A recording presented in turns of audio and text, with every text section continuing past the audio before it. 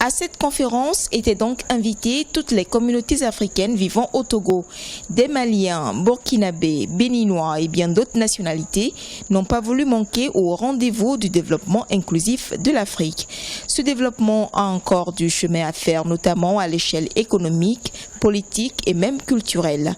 Au-delà des discours, les attentes des Africains sont encore nombreuses. Je crois que ce n'est pas une utopie, il faut y croire. Mais il faut qu'il y ait une volonté politique très forte pour en arriver là. Bien sûr qu'aller vers plus d'intégration crée aussi d'autres problèmes, mais je crois que nous sommes le même peuple dans nos régions et un peu partout sur le continent. On a tout intérêt à aller vers plus d'intégration, à permettre une libre circulation des biens et des personnes un peu partout.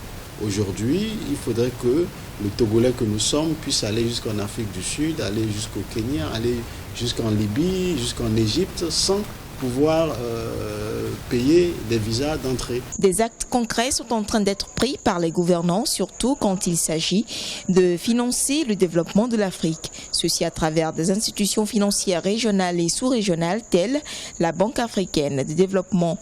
Mais des efforts doivent être faits au niveau de chaque pays afin de rendre effective cette intégration. Nous pensons qu'il est temps aujourd'hui pour le Togo qui a l'ambition de jouer de plus en plus un rôle important au sein des communautés économiques régionales et au sein de l'Union africaine. Et l'un des rôles importants que nous sommes en train de jouer est tel que vous le saviez, l'organisation du sommet extraordinaire des chefs d'État et de gouvernement de l'Union africaine sur la sûreté, la sécurité maritime et le développement. Le Togo est aujourd'hui membre du CPS, du Conseil paix et sécurité de l'Union africaine.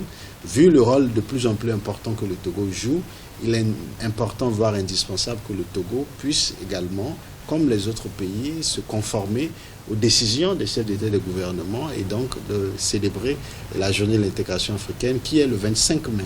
Même au sein de l'Union économique et monétaire ouest-africaine, l'intégration n'est pas pour l'heure effective. Les chantiers restent encore grands quand il s'agit de l'harmonisation des législations, la surveillance multilatérale des politiques économiques, le financement du développement, mais aussi de la réalisation du marché commun.